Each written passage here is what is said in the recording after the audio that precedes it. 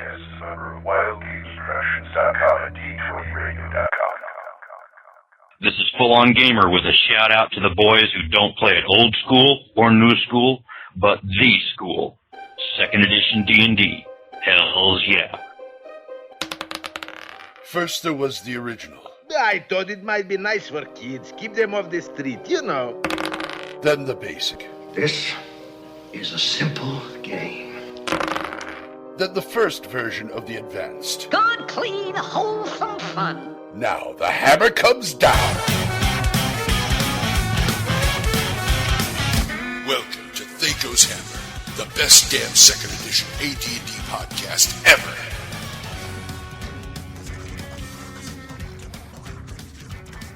Hey, we're back.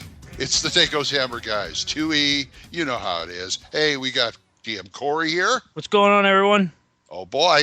And DM Brian too. Hey there, people. For the sensible opinion on the show. That's up for debate. Yeah, I'm DM Glen. Sit down, put your bias down, go get something to drink. Let me see your character. And we've got another kind of a hodgepodge show today. Show 13. That's right. Show number 13. Lucky number 13. Yeah. We're going to make it lucky number 13. Whether you like it or not. That's right. Let's go to hits and crits. What do you feel like doing tonight? I don't know, Ange. What do you feel like doing? Oh, we ought to do something. It's Saturday night. I don't want to go bowling like last Saturday. Oh, what do you feel like doing tonight? I don't know, Ange. What do you feel like doing? Hits and crits. Hits and crits. What did we do this week, guys? Huh?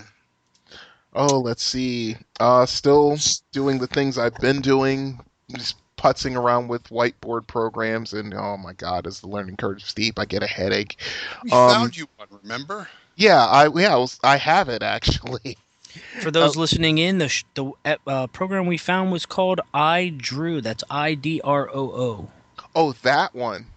Oh, Yes. that one. Yeah, I have yet to mess with that, but I will do it once things calm down in my household. Right now, we're being good Samaritans to a friend of ours, and so the house is a little full at the moment. So as soon as I get a little time and a little peace and quiet, patio rockhead, anyone? Anyway, sorry. As soon as I get a little peace and quiet, then I'll be able to go in depth on that. Well, you just need a little peace, I guess. That was last night. That's That's what she said. PG show, gentlemen. PG show. That's Thank true. you, sir. Well, how about you, Corey?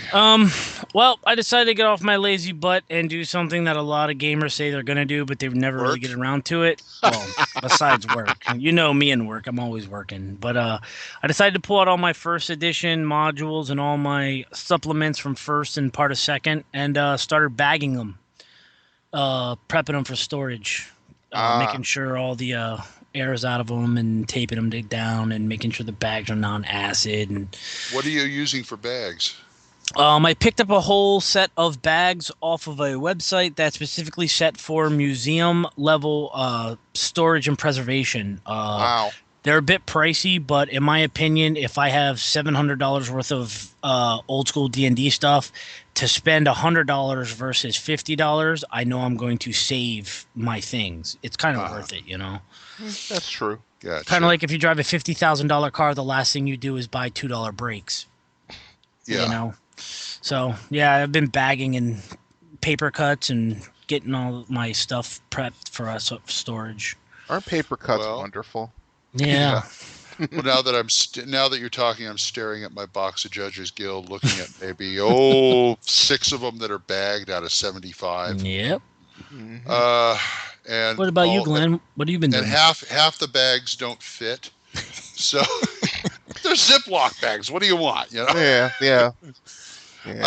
I did the third. We all did the Thursday night game over at Corey's on Skype. We played something that had to do with ham and potatoes, I think. I believe he means crispy there, folks. Crispy, not yes. Corey. Not Corey, crispy, yes. I wouldn't know because I came right in on the tail end of that, just as it was wrapping up, and everyone had a big glass of silly. Yeah, it seemed that we were all questing to see the king of the potato people. Yeah, no, actually, we were trying to get back to some former versions again from these ogres or goblins who worship Potatoes, the potato god, which I'm going to demand crispy right up. Is Crispy Irish? It was a show. In his defense, it was a show that he was not prepped for, and he was not expecting to run, and he actually fought to run, but we pushed him, and he made stuff on the fly, and well, I've learned my lesson. When he says he's not ready, I'm not going to push him. Either that or start taking a bunch of hallucinogens, and then it'll be a whole lot of fun. Yeah, I'm sure if I was 7 or 8 sheets to the wind, I totally would have been down for the game. But you'd stay on the ground floor. Yeah. Sorry. This session was like a BS session. We called a D&D game. Yeah. Pretty yeah, much. That's kind of what I kind of figured it was. But I figured if we got one good deity out of it, then it was worth it. The potato god. Potatoes, the potato god. I guess he forsook Ireland back in the day. Yeah, he stepped on snakes. Ladies and gentlemen, this god was ended in the shape of Mr. Potato Head. And any deity where you get to take the eyes and the ears off your deity's idol is fun to me. So yeah. Well, we saved the former versions anyway, so what the hell? Yeah. Anyway, that's all we've done this week. Let's go in the book. You ever go to school, stupid? Yeah, and I come out the same way. Is that your idea of an idea? It's in the book.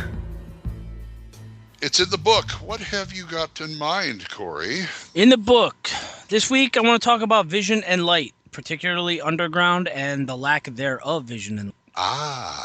I want to start off by saying a very large and heartfelt apology to all of my players over the years.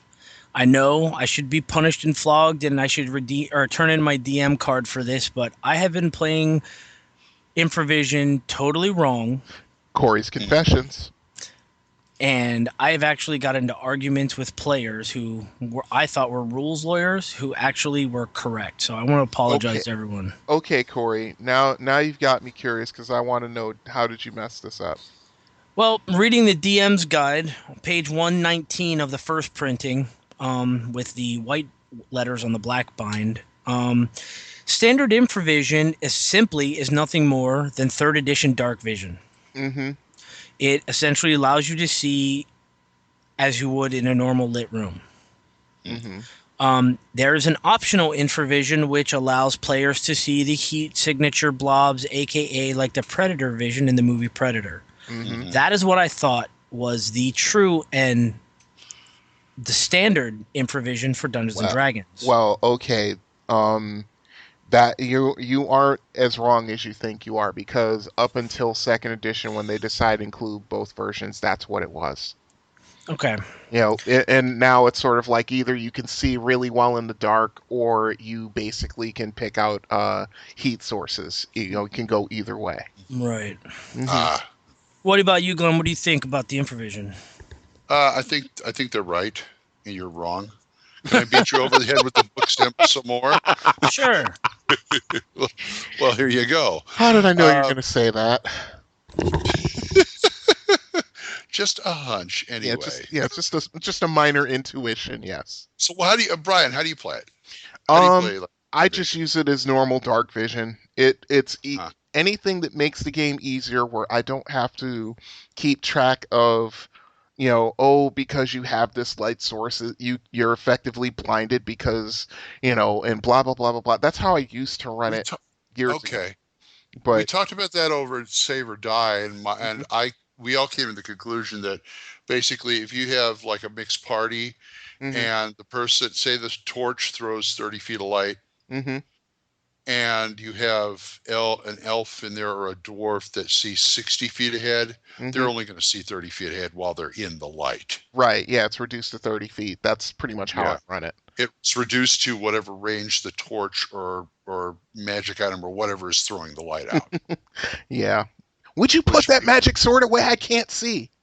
Yeah, exactly. As far as heat signatures go, come see, come saw. That really hasn't been a big deal. Right. If they want to see signatures, that's fine. They want to see, to me, it's like, okay, heat signatures, but I'm also thinking of that vision where they see like it's almost a normal day, but everything's black and white. Mm-hmm.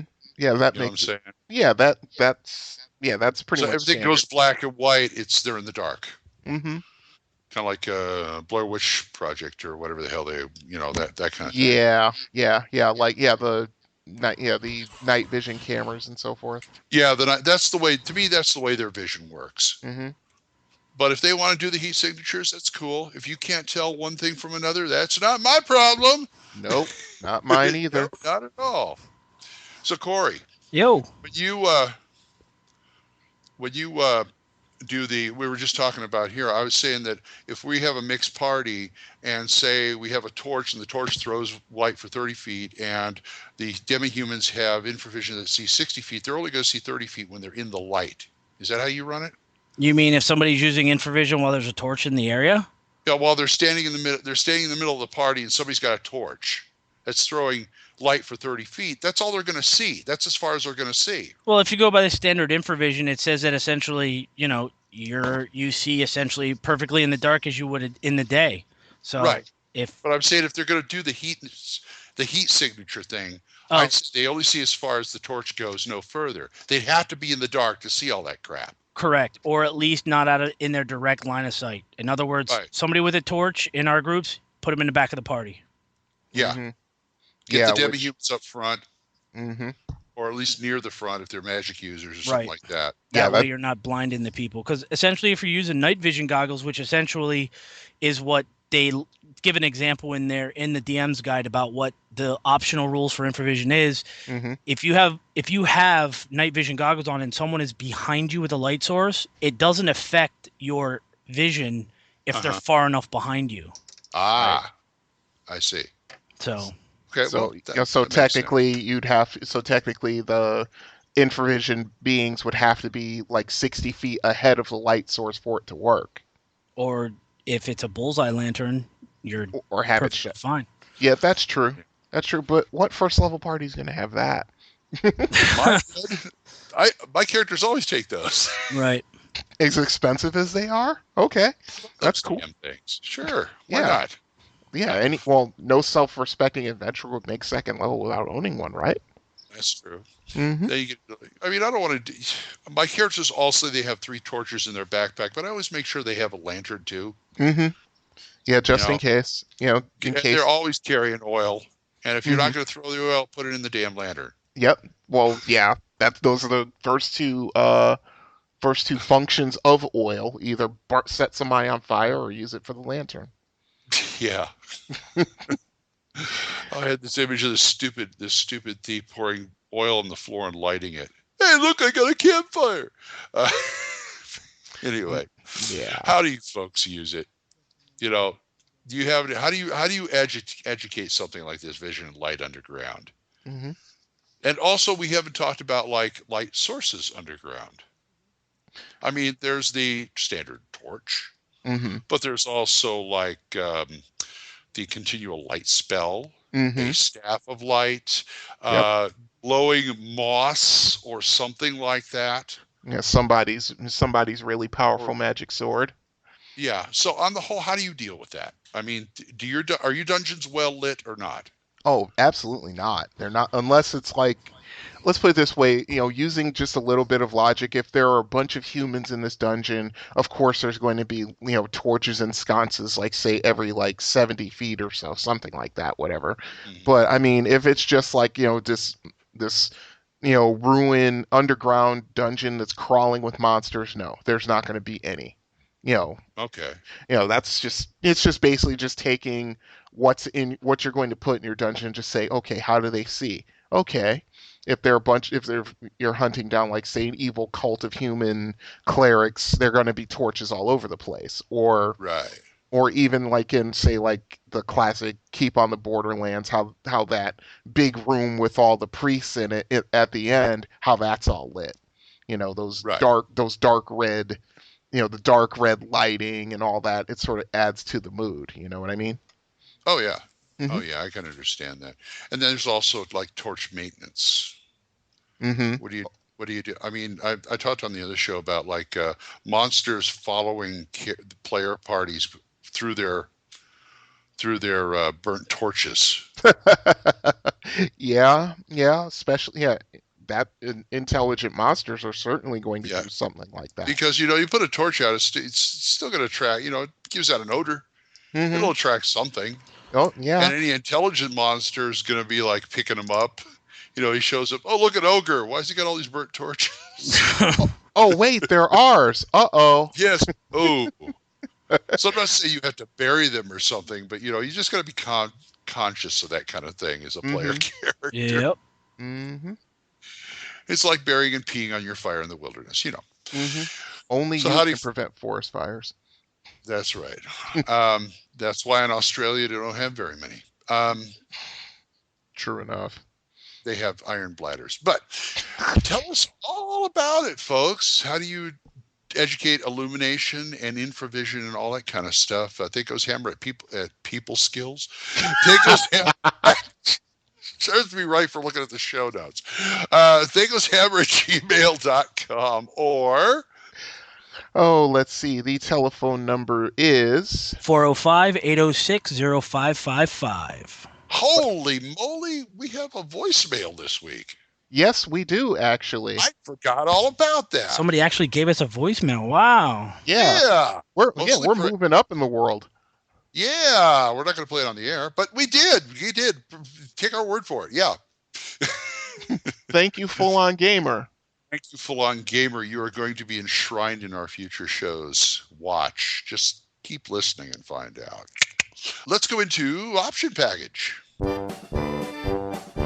My personality undergoes a startling change.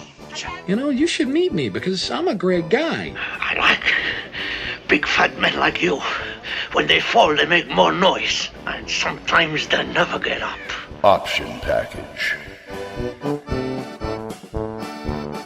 Option package. Brian, what do we got? We have the Arms and Equipment Guide. Everybody should have 2 of them. Arms and Equipment Guide. Yeah, that should be like, you should have at least, I'd say, 1 less number of Arms and Equipment Guides than you have players' handbooks. Wow, really? Yeah, I think so. I think I have 2 of them, and I think I have too many. No. Every game I've played in, a 2nd edition game I played in, especially in the character generation stage where everybody's, rolling dice and writing stuff down, everybody's looking for a player's handbook to use or an Arms and Equipment Guide. And I remember there were games back in the day where the DM would say, you've got this supplement, right? You've got that supplement, right? I'd be like, yeah, bring it. So... yeah, I mean, you can't have too many of them. Especially with large groups of players. Yeah, and it also helps if you have other things like the player's options. Was it combat and tactics? We don't discuss that. We're not going to discuss that yet. We'll get into that later. But yeah, I'm thinking of also like the Complete Fighter's Handbook. Mm-hmm. Yeah. And things like that have weapons in them. And, of course, Aurora's Whole Realms catalog. Just for the additional spice. Yep. Yes, or spikes. But let's see, Arms and Equipment Guide. Tell us about it, Corey, could you? Because my arm is not long enough to reach it. No problem. Number 2123 in the TSR's library here. Designed by Grant Boucher. He only did the armor.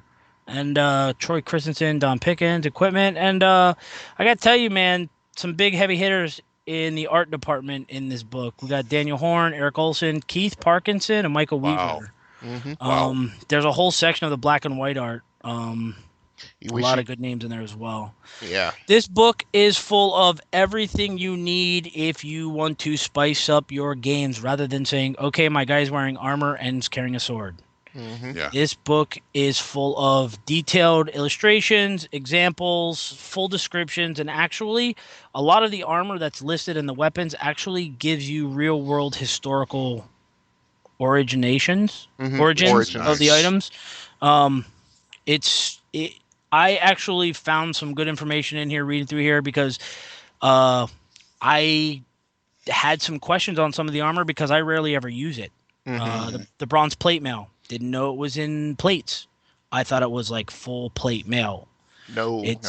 Yeah, see, and the weapons in here, they are also a section for the demi-human races and their weapons and armor. This is a complete book then, huh? Yeah, it is a complete book. It actually has a full listing of the weapons and the chart in the back for damage, speed, size, price, along with some additional adventures equipment that I haven't seen in any other book, and some useful stuff in here as well. Right, and also I believe this is where I actually found my claymore. Yes. Also, one of the other weapons that I prefer to use that's in here that they do not have in too many books is the Khopesh.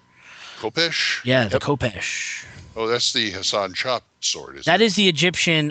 It's a big blade that essentially is the one that is. It comes straight up from the handle and then it curves. It's heavy and unwieldy. Yeah. Yeah. Okay. Takes a lot of strength to wield that one. Yes, it does. Oh yeah. You ever use it, Brian? Oh yeah. I mean, I was like, when this book first came out and I started reading it, I was just like, hallelujah, finally. I mean, you had to go back to I think it was the Dungeon Master's Adventure Log from first edition to get actual pictures of these armors, so you knew just by looking at it what they were, and also some of the weapons. And they finally took that and brought it into second edition, with better art, I will say. I'm scrolling through the pictures right now. The one of the elven chain is just awesome. That elven chain picture is pretty badass. Yeah. Is that gorgeous or what? Yeah, actually is. The drow chain, which looks kind of similar, but is, it just, drow stuff just looks cool. But especially when they're standing over a dead beholder. Yeah. Those are two drow I would not want to mess with because they just killed a beholder. Yeah, brother. Yeah. So I mean, just looking at the shields, they have the different kinds of shields from the little buckler all the way up to the body shield. And that way you've got a concept of what your character, it gives you a picture of what your character would look like with these things on. Not just, and also they have like optional rules like, stuff for wearing helms and things, and things like that, because there are optional rules for all that. Right. Now, lost my train of thought there. Yeah, it's nice that they have the optional rules and such. So this is not just for fighters. No. They also have horse barding. They got all the different kinds of barding. They even show what they look like. They've got basically all the armors from padded armor, which is only like one small step better than walking around a dungeon in just your clothes, and going all the way down to full plate armor. And and they have pictures for each one, which is good, and also a little description, like Corey said, on the historical descriptions of these armors. So this is kind of a must-have if you run a lot of fighters. Absolutely. Good. Fighter mages, thieves, even gnomes, because they have that gnomish leather armor, which is kind of funky. Is that the one with all the pockets on? Yes, all the pockets and pouches and this, that, and the other thing. And there are so many on the armor that it actually becomes, like a stage better than regular leather armor. But yeah, imagine. And what was this? I'm sorry. Go ahead. No, I was just gonna say, imagine a Tinker Gnome with you see that, and it's like, okay, I know who this is. I'm not going to deal with this person. Because and what? Excuse me. Yeah, and when was this? When was the supplement published? This supplement was published, I believe it was 1990. Oh goodness, I think it was 92. Took him no, 91 actually. So you found it before me. Yeah, 91 TSR. 1991. So yeah, this was a pardon the pun. This was a game changer when this came out. Yeah, I know it's bad. But yeah, I mean well, no, we're not getting into player's option yet. I mean, it's not bad, but no, it's great. I love it. I've always liked it. It's always just something to, even just as a DM, just to look through to kind of, fire up your imagination a little bit. Right. Right. You can take, if you need magic items, just look through this thing. Mm-hmm. You can make them out of anything. Yeah. I mean, everything from and plus one plate to, mm-hmm. I was going to say padded armor of deflecting. Yeah, wouldn't that be funny? Oh yeah, that'd be hilarious. Mm-hmm. Yeah. You just got skins of deflecting. What? Mm-hmm. I can't hit this guy. Well, people, check it out. It's one of and again, it's one of the more easily found books. I would say so. As far as used go, I mean, I picked up my copy about a month ago, and I still see at least 2 copies on shelves at half price. Mm-hmm. Yeah, and it's a lot more common to find this than that damn Necromancer book. Mm-hmm. Yeah, or Auroras, for that matter. Yeah, for that matter. But it's worth it. Check it out, and tell us how you use it at thacoshammer@gmail.com, or Purple Worm, or Dragon's Foot, where we have our own sub forum now. Yay! Yes. Thank you, Corey. Thank you, Corey. You're welcome. You did what I couldn't do, where I didn't have the guts. I was thinking a little lower. Yeah, but family show. The cojones, if you will. Before that goes, I also wanted to make a note, since we haven't said anything about it, and I missed it during What Did We Do This Week under Hits and Crits. Yes. We actually have a new sub forum on dragonsfoot.org in the 2nd edition forum for only THACO's Hammer. Oh, did you? Yeah, you just said that. Well, we'll edit that out. Yeah, edit that out. No, I like stuff like that when Corey says. Oh, come on, Glenn. Come on, cut the kid some slack. He's got like a ton of stuff going on in the background. And I haven't had anything to drink yet. Oh, well, go fix that. We can certainly bumper for a little bit. Okay. Yeah. Okay. Hey, time for Rule 0. One would think you've been doing this all your life. We'll remember you said that. I know. I'm sure you hate me just enough. Rule 0. Rule 0. Oh boy, the Mega Dungeon. Yes, sir. Now, this is a creature I have very little to no experience with. Mm-hmm. I've never had to run a dungeon more than maybe a couple of levels. Well, then you're lucky. Really? Have you? I take it you've done your share? I've run a 4-month campaign of people being in one dungeon. Undermountain? No, actually. Really? Oh, it was my own mega dungeon, and essentially they got teleported in, and the whole adventure was getting out. That's the best way to use it. But the problem is, you put adventurers in a dungeon and you have them, okay, your goal is to see sunlight again. They kind of forget that when they start hitting the doors and the locked rooms. I'm like, I wonder what's in here. And there's always one person in a group, come on, I want to get the hell out of here. And everybody else is like, yeah, but there's treasure in there. And then they start forgetting why they're here in the first place. And then they're just wandering aimlessly. Yeah, they're another wandering monster. Yeah. Yep. Yeah, the party. Yeah, that's one of the funny things about running a mega dungeon. It's at some point or another, someone in the party is going to get lose greedy. Focus. Yeah, they get greedy. Yeah. This is like the virtues and pitfalls of running a mega dungeon. Mm-hmm. Yeah, and that's one of them. Yes, that can be a blessing and a curse at the same time sometimes. But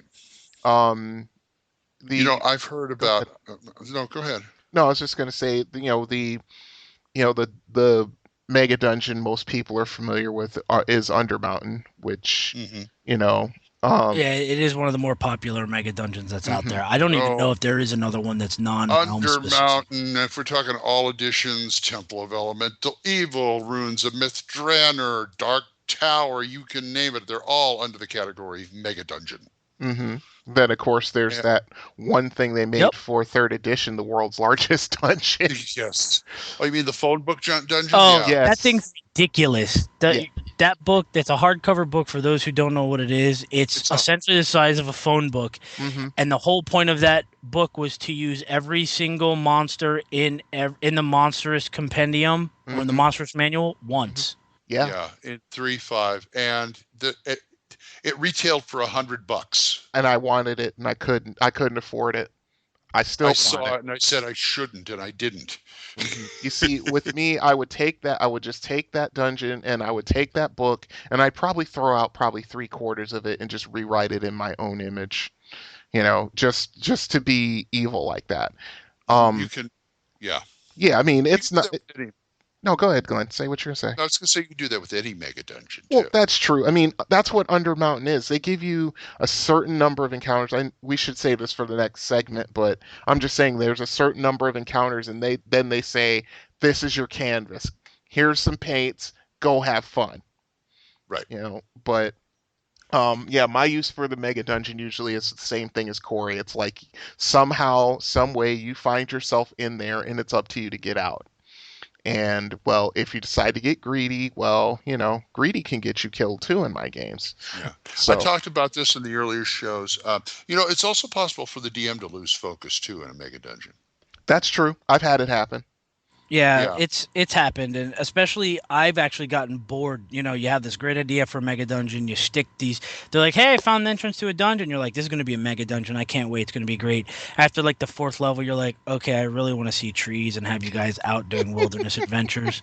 Yeah. Hey, look, there's a portal. Yeah. Exactly. Yeah. I don't. Was it this show or saw it? I don't remember which one, but I was talking about.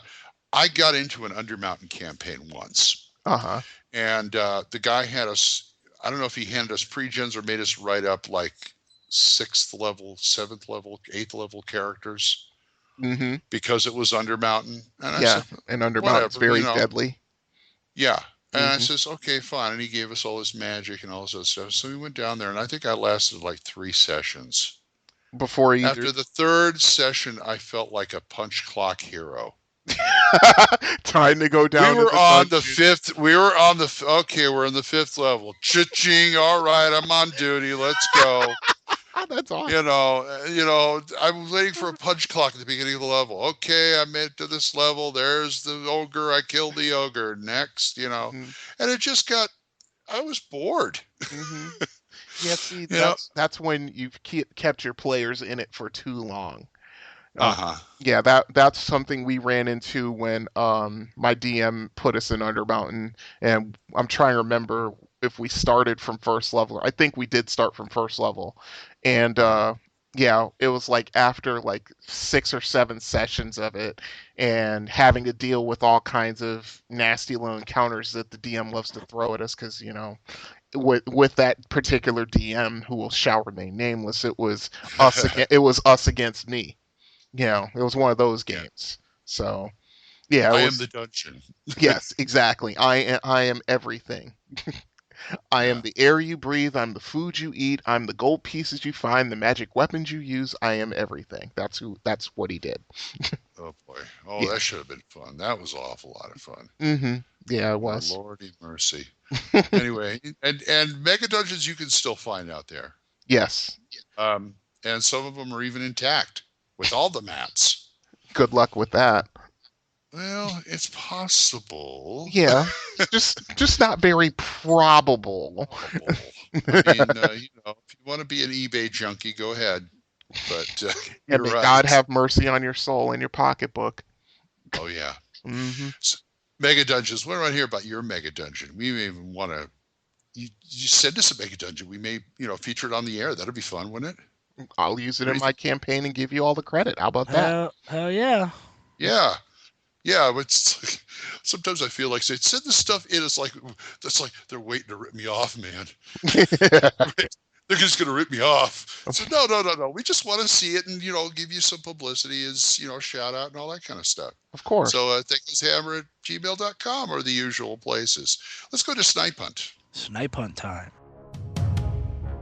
If you only had a living brain. What do you think, escaped gorilla? Listen, you're making enough noise to wake up the dead. I don't have to wake him up. He's up. It's time for a Snipe Hunt. And we're on a Snipe Hunt. What do we got? Medusa made... what is that? Madar, thank you. The distaff version of the Medusa. Yeah. If you will. Let's let Brian discuss this one. Yeah. Oh, put me right in the line of fire. Okay. I can do it. The Madar is basically a male version of the Medusa, the male counterpart. So it has snakes in its head? No, he's bald. The typical Madar is a muscular, hairless humanoid male, usually dressed in a kilt or tunic. Mm-hmm. And yeah, I know. It's just I could make all kinds of jokes, but I won't. He doesn't turn you to stone. He turns you to haggis. And then he eats you. Yeah. To me, it reminds me of a bald tattoo, a eunuch from Rome. Well, apparently they're not eunuchs because, well, this is how little Medusae and little Madars are made. But let's get beyond that, shall we? Madar, they don't use. Funny thing is, they don't usually use weapons. They basically just use their fists. Well, yeah, their fists are doing 2d4 damage per fist. Yep. They're swinging fists like hams. Yep.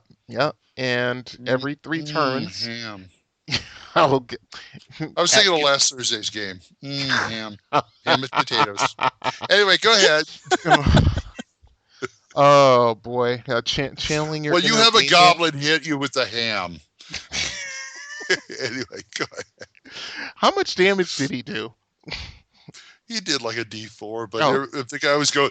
He hit me with a ham. That's what he had in his head. Oh, that's hilarious. Okay, we're getting distracted. Back on point. Yes. Okay. Big hands hit you. Yeah, 2 to 4 damage apiece, and once every 3 turns, they can turn. That now, see, this is weird. This has to be a misprint because it says stone to flesh by touch, which doesn't make sense. It has to be flesh to stone. Well, actually, if they have an innate ability, they should be able to reverse it as well. That's possible. Well, that's a given. That's a given. Wait. They say stone to flesh power later on in the paragraph. So yeah, that was a misprint. Yeah. Or what he does is, once the female Medusa turns like female adventurers to stone, and the Medusa goes to sleep, he just sneaks up, turns them back to flesh, and makes little Medusa, and then turns her back to stone. Oh wow. How does he turn it back to flesh? He pees on him or something? Or no, it's reversible. Okay, touch, yes. Okay. Oh boy. But anyway, they're completely immune to petrification and paralyzation. They can pass through stone at their normal movement rate, which makes them, especially if you find one in a dungeon, that makes them pretty formidable. Oh yeah.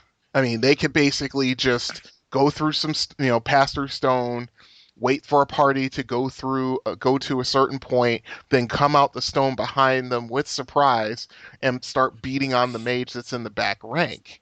And now there's a mega dungeon monster for you. Oh, you know what? I'd say probably 10 Madar in a dungeon could probably kill almost any party, or at least seriously injure them. And make them waste spells and so forth. I'll have to write that idea down. But but the weakness with their stone movement is if an enterprising mage casts phase door spell on them, it'll kill them instantly. So really? Yeah. So let's just say the aforementioned scenario where he attacks the mage, trying to do hit and run tactics, and say the mage actually casts the spell on them. That you'd take them out right there, no problem. Oh yeah. Yeah, definitely. Yeah, they're also immune to the poison spite of a Medusa's serpentine hair. That only makes sense. Yeah. And otherwise they couldn't make little Medusas. Mm-hmm. Yeah, their power also extends into astral and ethereal planes, which is that means no escape. No getting away from them. Not at all. Yeah. No gate, no being can they see invisible, perhaps? No. Good. That would make them almost invincible. I like the fact that it says under the ecology that they cooperate with lawful evil creatures such as kobolds and orcs, or in exchange for security or reward. So you give them a creature that can see invisible, and they've pretty much got it locked down. Mm-hmm. I could see a Madar with like several, keeping several displacer beasts as pets and stuff like that. They could, a Madar could even be a BBEG for let's say like a low level party, say third level. They have to go through all these orcs and goblins, or orcs and kobolds and so forth, and then when they get to his location, then all of a sudden the party thinks they're up against this guy, just this human. They may even think he's a mage or something. Then of course he's sinking, and then of course he just like runs at a wall, and everybody's like, huh? And then he just vanishes into the wall, and the party doesn't know what to make of it until he pops out of the wall, say next to the mage, and just basically starts pummeling him. Oh, brother. Mm-hmm. Yeah. It's just, that's the way my... It could be a dangerous thing even in a city. Mm-hmm. Yeah, anywhere there's stone. In the sewers. Yes. Oh, my Lord. Mm-hmm. Imagine the traps he could pull phasing through stone like that. Mm-hmm. He could set up something. Oh, my God. Mm-hmm. Yeah, the possibilities are endless, my friend. Say there's it's improbable, but it's D&D. Say there's a giant snake's lair. Okay. In the sewer. Mm-hmm. And he has the party running after him. He runs into the snake's lair and phases through the wall at the last minute. Or if he's still in there, he'll go sick him, and if the snake happens to bite him, he'll just shrug it off. Mm-hmm. Yeah, because the poison's not going to do anything to him. Why not? Yeah. Mm-hmm. It's a sick him, Fido. Okay. How about a Madar in his lair? When the guys show up, he's got 2 rock elementals or rock golems, and he immediately touches them and turns them to flesh once the wizard starts pulling out his anti-rock spells. There you go. Oh, God. or Madar and gargoyles. Yeah, now we're talking. Yeah, there you go. Yeah. Just make it this whole cave complex are just stone monsters. This whole stone theme, yeah. Mm-hmm, stone golems, gargoyles is great, and he's the king of the whole thing, Wow. They even went into just their habitat and society, how basically Madars take Medusae as their mates for life, and they even go so far as to show how they even how they get food. Basically, the Medusa petrifies the victim, and then the Madar transforms him back, basically smashes the statue, and then transforms the flesh into meat. That's just straight up evil. Can you imagine that? Man, oh man. Well, anyway, there's some ideas for Medusae and Madar. Tell us how you use them, THACOshammer@gmail.com, and all the other places. Let's head into Getting Out of Dodge. Yes, sir. This is it. This is what? If I take one more step, it'll be the farthest away from home I've ever been. Getting Out of Dodge. Getting Out of Dodge. Unfortunately, Mr. Corey had to leave us. Mm-hmm. Yes, some family. So it's me and you, Brian, and here it is, The Runes of Undermountain. Oh, yeah. This is a box set came out when? This box set came out in, I think, just out of memory's sake, I think it was 1991. I would have been wrong. 91, yes. I remember buying this when it first came out. Why, I don't know. I wasn't DMing at the time. Well, Well, it was like one of the first mega dungeons, going back to our previous discussion. Yeah, it's like one of the first published mega dungeons that TSR put out. And do they have some? Was Greenwood involved in this? He wrote it. That's what I thought. He designed it. Steven Shend, his right-hand man, edited it. Right. Brom did the cover book, both the book cover art and the box cover art. Very, very pretty too. Absolutely. I mean, I like Brom anyway, just because he's just this. He always draws these gritty kind of characters and gritty situations and environments and so forth. Yeah. Oh yeah. Oh yeah. But and this consists of what? 2 books or 1 book? This consists of 2 books and a bunch of maps. Yes, large maps, I might say, poster sized. Yeah, you put on the wall with a pointer and go, "You are here." Yes, exactly. It's like being at a really large mall. Yes, you are here. And the story behind it is basically it's in the realms. The evil, that's from Forgotten Realms, and the evil wizard Hallister created this dungeon. I don't know the whole history offhand, but the gist of it is just the basically says tales tell of a wizard who came to the mountain in ages past to make his home in isolation from the societies of men. Some say Halaster Blackcloak came from Netheril, others say from the east. Still others hold that he hailed from the Cradle Lands, vanished human kingdoms now buried beneath Rarin and the plains of purple dust. So this basically, he made this dungeon to get away from people. That's at least my and keep take people on it. Away. Yes, and he, as he carved this whole dungeon out of the mountain, he basically started to go insane, and he's basically made the dungeon to where things change and reset themselves no matter who goes through it and who kills what. I mean, it's supposed to be ever changing. And a lot of teleportation portals. Yeah, that bring characters in and out and things. Yes, yes, and this is all. And basically, he's basically sitting back and watching the goings on and just sitting there cackling. This is done for his complete and total amusement. And if you remember, this happened hundreds of years ago. Yes. They decided and some idiot decided, hey, this would be a great place for a town, so they built Waterdeep on top of it. On top of it, exactly.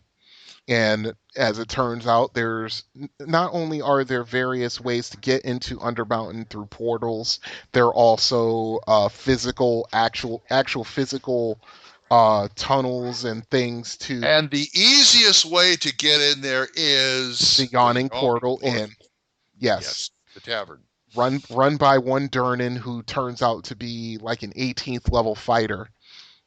But he's one of those old grizzled vets who's been in Waterdeep for a long time, and his theory is, if you want to go down there, give me the money. Go for it. Yep. Here, give me the money. Here's the little elevator thing. Don't bring anything out with you, except treasure. Yes. What elevator thing? He's got a block and tackle in the middle of the bar with a hole. Oh, is that what that is? Pretty much. Okay. It's like a block and tackle that lowers you down, and like in the first little rotunda there that you land in, they said there are like people have stuck gold and silver pieces in there for when they return, so they can have the cleric heal them. So there's a resident cleric at the bar who charges so much for healing, and if you don't have it, he don't heal you. So yeah, that sounds about right. I mean, I remember when I was messing around with Undermountain a long time ago, I of course, because there's so many open areas, you have basically a blank slate to put whatever you want down there. But my whole thing is that I always did things surrounding Durnan, and Durnan and his family, because they run the inn. Right. And I remember there's one where the party finds like this huge. They basically find this tomb. They, of course, adventurers being who they are, and they start to plunder it, and then they start releasing all these like really, really powerful undead. Mm-hmm. And of course now they're starting to swarm all around Undermountain, and they're starting to get up into the Yawning Portal Inn, and Durnan's like, all right, you guys need to fix this. Yeah. You unleash this terror, you get to take care of it or else. Right. And of course they find out later on that Durnan's like one of the Lords of Waterdeep, apparently. Yeah, he is. Mm-hmm. And of course, most of the other Lords of Waterdeep are his best friends. So if you want to keep operating, or at the very least living in Waterdeep, you better go fix this problem. There's all sorts of plot hooks in here, not only for Undermountain, but in Waterdeep above itself, that's linked to the Undermountain experience. Yes, sir. I mean, there are some like one or two hooks, I believe, which actually connect with the ruins of Myth Draenor. Yeah.